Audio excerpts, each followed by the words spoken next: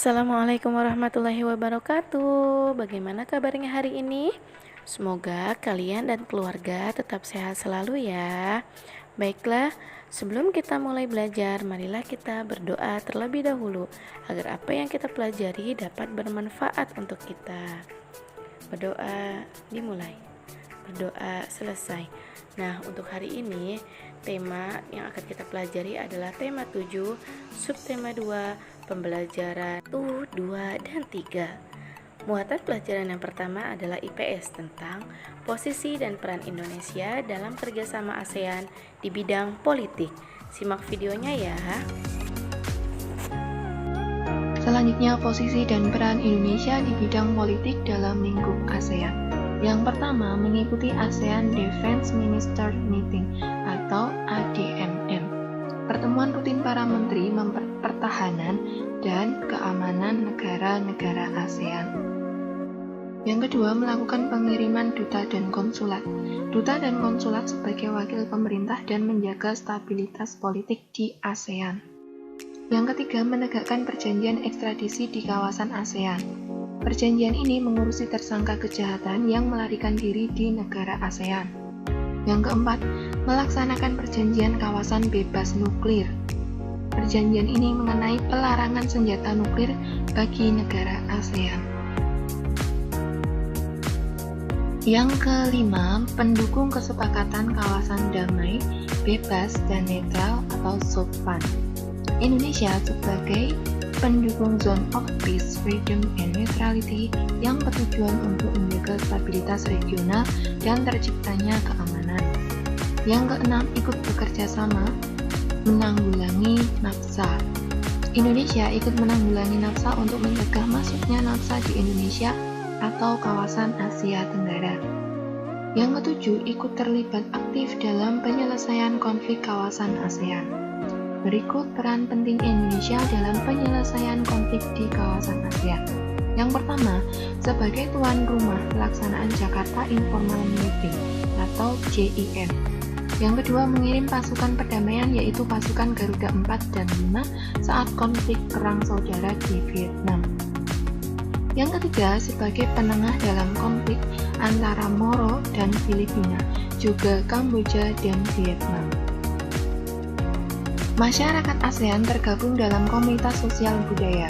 Sebagai komunitas ini, masyarakat ASEAN mengatasi tantangan di bidang kependudukan, kemiskinan, ketenagakerjaan, dan kesejahteraan masyarakat. Dalam lingkup ASEAN, Indonesia ikut berperan aktif dalam bidang sosial budaya. Berikut posisi dan peran Indonesia di bidang sosial dalam lingkup ASEAN. Yang pertama, menyepakati pembentukan ASEAN Ministerial Meeting on Women atau AMMW. Yang kedua, menjalin kerjasama kepemudaan dengan mengadakan temu karya pemuda ASEAN. Yang ketiga, menjalin kerjasama di bidang kepegawaian dan administrasi. Yang keempat, menjalin kerjasama di bidang pembangunan sosial. Yang kelima, menjalin kerjasama penanggulangan pemberantasan penyalahgunaan dan peredaran gelap narkoba atau disingkat P4GN di tingkat regional ASEAN. Yang keenam, menyalurkan bantuan kepada masyarakat ASEAN, terutama kaum pemuda dan perempuan, atas peran aktifnya dalam pembangunan. Apa saja posisi dan peran Indonesia di bidang sosial budaya dalam lingkup ASEAN? Berikut posisi dan peran Indonesia di bidang sosial budaya dalam lingkup ASEAN. Yang pertama, menjalin kerjasama sektor kebudayaan dan penerangan. Yang kedua, melakukan pertukaran putusan kelompok seni budaya. Yang ketiga, menyampaikan gagasan mengenai pentingnya penegakan hak asasi manusia atau HAM. Yang keempat, membentuk ASEAN Ministerial Meeting on Sport atau AMMS yang bertugas menangani masalah olahraga. Yang kelima, ikut berpartisipasi dalam ajang olahraga SEA Games. Selanjutnya yaitu IPA tentang peran orang tua pada masa pubertas. Peran orang tua sangat diperlukan dalam menyikapi masa pubertas. Salah satu peran orang tua yaitu memberikan pemahaman kepada kita mengenai perubahan-perubahan yang baru saja terjadi dalam diri kita. Nah, peran orang tua yang pertama adalah memperhatikan kesehatan anak. yaitu ajarkan anak untuk selalu menjaga kebersihan dengan cara mengganti pakaian seperti celana dalam minimal 2 kali sehari. Yang kedua, menjadi tempat untuk mengadu dan bersandar si buah hati. Dalam artian di sini orang tua sebagai tempat keluh kesah seorang anak baik senang maupun susah. Jadi orang tua berperan sebagai sahabat dan tempat yang nyaman untuk anak bercerita apapun. Yang ketiga, melindungi anak dari berbagai macam perasaan yang dapat merusak dan mengganggu psikologi anak. Nah, di sini peran orang tua harus mampu menasehati seorang anak, harus mengajarkan tentang kemandirian, kemudian tanggung jawab, jujur, dan disiplin, seperti itu ya. Untuk selanjutnya, pelajaran PKN tentang pengamalan sila ketiga Pancasila. Yang pertama adalah mampu menempatkan persatuan, kesatuan, kepentingan, keselamatan bangsa dan negara atas kepentingan pribadi atau golongan. Yang kedua, rela berkorban untuk kepentingan bangsa dan negara. Yang ketiga, cinta tanah air dan bangsa, seperti mencintai produk lokal. Yang keempat, bangga sebagai bangsa Indonesia. Yang kelima, memajukan pergaulan demi persatuan dan kesatuan bangsa yang berbineka tunggal ika. Materi selanjutnya yaitu SBDP tentang jenis tari berpasangan. Tari kreasi berpasangan ini sudah jelas dilakukan dan dimainkan oleh sepasang pria dan perempuan ataupun 2 orang. Tari berpasangan ini lebih sulit dilakukan karena harus saling selaras dan harmonis.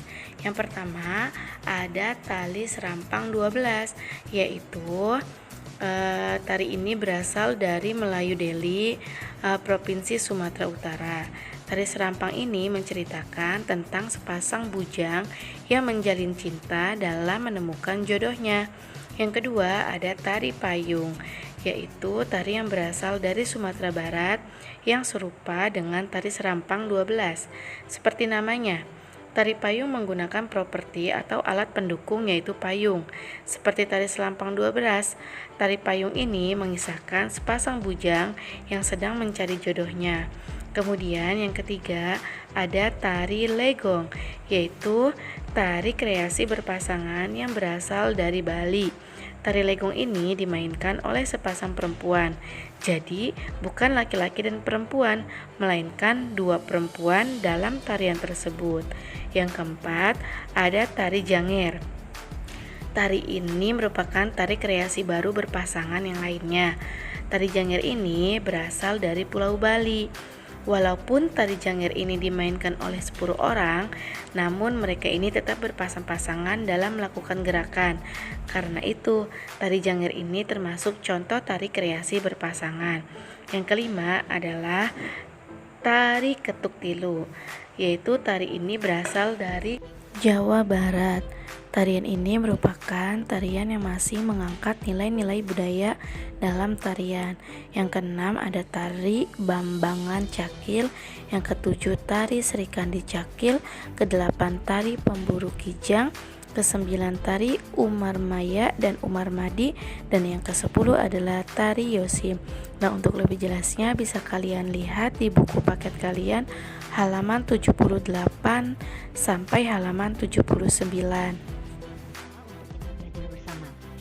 Kali ini, mata pelajaran yang ingin Ibu Fitra sampaikan adalah mata pelajaran IPA dengan pokok bahasan mengenai bagaimana caranya menyikapi pubertas. Pekan lalu, kita sudah belajar bersama tentang ciri-ciri pubertas pada laki-laki maupun perempuan, kemudian hal-hal yang sekiranya akan terjadi apabila kita sedang mengalami masa puber. Bagaimana cara menyikapinya? Cara yang pertama adalah dengan menjaga kebersihan tubuh kita. Kita tahu bahwa ketika masa puber mulai, hormon mulai dihasilkan, sehingga kelenjar keringat pun akan berlebih dihasilkan oleh tubuh kita. Begitu juga dengan kelenjar minyak. Nah, apabila dua kelenjar ini menghasilkan lebih banyak dan kita tidak menjaga kebersihan tubuh, maka bakteri akan sangat suka berada dan berkembang biak di tubuh kita. Bagaimana cara menjaga kebersihannya? Maka kita harus mandi minimal 2 kali dalam sehari. Karena kalau tidak, maka bau badan kita akan sangat tercium. Biasanya remaja-remaja putra maupun putri pada awal masa puber badannya mulai tercium bau yang tidak sedap akibat dari bakteri dan keringat tadi yang berlebih. Yang kedua adalah rutin mengganti pakaian dalam dan menggunakan pakaian dalam yang berbahan katun. Nah, jadi apalagi pada remaja putri ketika sedang mengalami haid, maka pakaian dalam dan pembalut harus diganti secara sering gitu. Apabila kita sudah keluar dari kamar mandi, buang air besar maupun buang air kecil, kita harus mengeringkan organ genital kita dengan tisu ataupun handuk. Nah, ingat, sesudah buang air besar ataupun kecil, bilasnya dari depan ke belakang.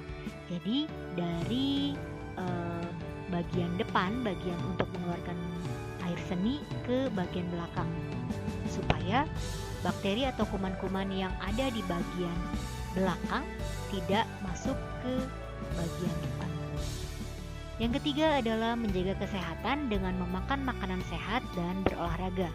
Jadi kita harus memasukkan gizi seimbang ke dalam makanan kita. Ingat, saat masa pertumbuhan kita tidak harus atau tidak boleh melakukan diet secara ketat. Nah, berolahraga pun harus. Karena apa? Karena untuk menjaga kebersihan, untuk menjaga kesehatan badan kita. Yang keempat adalah hati-hati dalam bergaul dengan lawan jenis. Kita tahu bahwa remaja putri dan remaja putra yang sudah mengalami masa puber, maka mereka sudah siap untuk bereproduksi atau menghasilkan keturunan. Makanya kita harus sangat berhati-hati dalam bergaul dengan lawan jenis. Yang kelima, memilih bacaan dan tontonan yang sesuai dengan umur.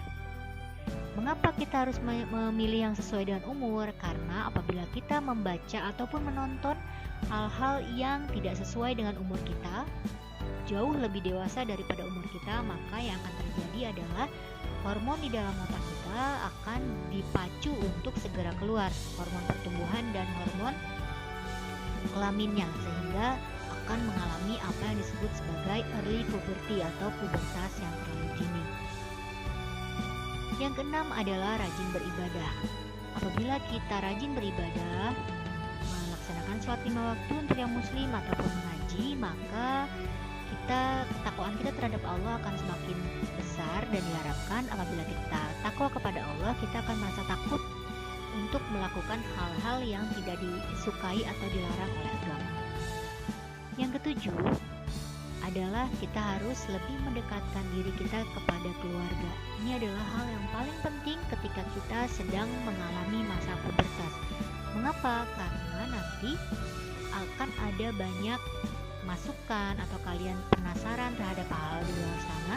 Kalau tidak disaring oleh keluarga, kita tidak memiliki kedekatan dengan keluarga, maka yang akan terjadi adalah kita akan mendapatkan saran atau pengaruh yang buruk dari luar. Begitu. Ya, jadi keluarga adalah yang paling utama ketika kita sedang mengalami masa puber.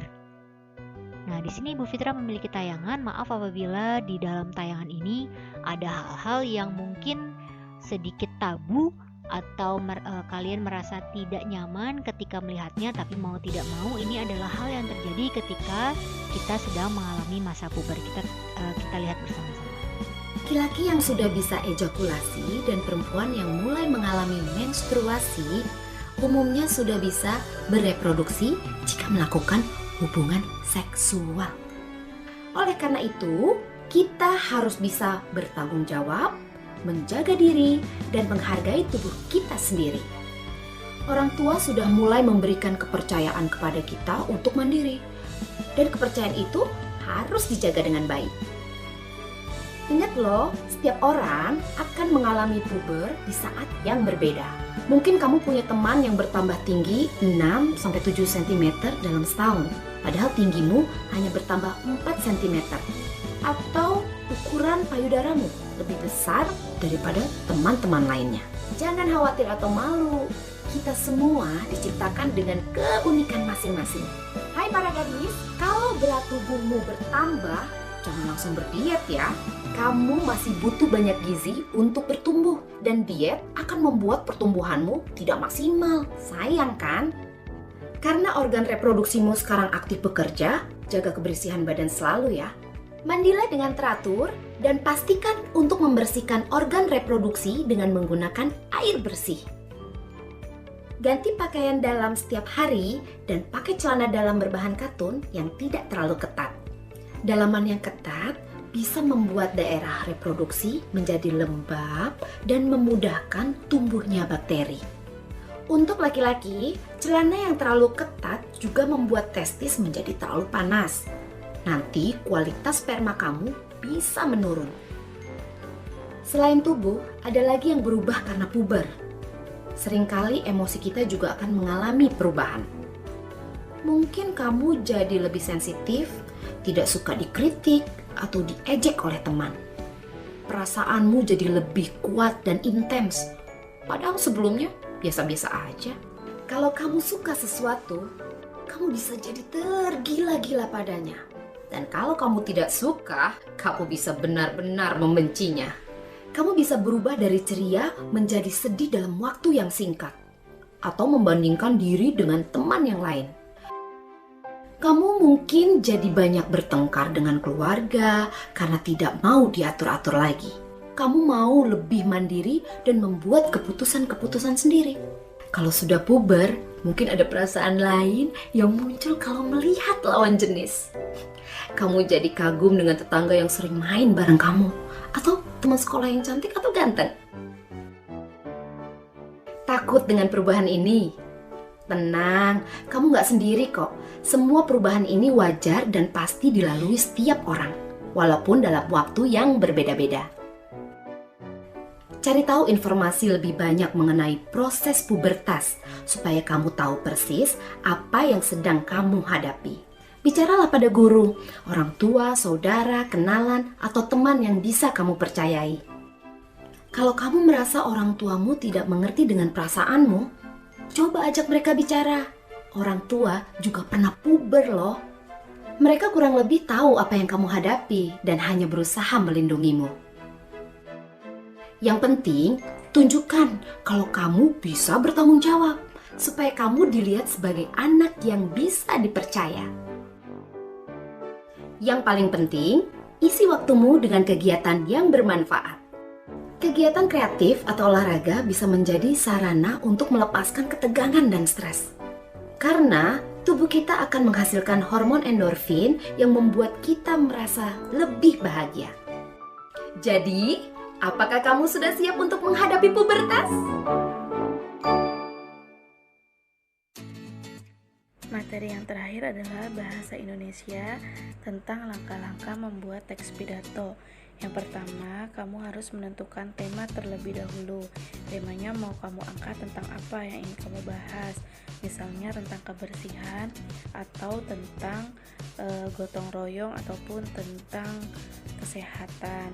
Yang kedua, setelah kamu menentukan tema, kamu tentukan maksud dan tujuan dari isi pidato. Tujuannya untuk apa kamu membuat pidato tersebut. Kemudian yang ketiga adalah mengumpulkan bahan. Nah, bahan ini kamu kumpulkan bisa dari jurnal ataupun dari lingkungan sekitar. Kemudian kamu tambahkan dengan bahan-bahan itu dari pemikiran kamu sendiri. Yang keempat adalah membuat kerangka. Di dalam kerangka ini kamu catat poin-poin apa saja yang ingin kamu bahas. Misalnya yang pertama mau poin himbauan dulu, kemudian yang kedua mau poin pentingnya menjaga kesehatan ataupun pentingnya pendidikan. Yang ketiga misalnya mau poin tujuan dan lain sebagainya. Jadi kerangka itu adalah urutan-urutan yang ingin kamu bahas. Dan yang kelima adalah barulah kemudian kamu menulis pidato tersebut.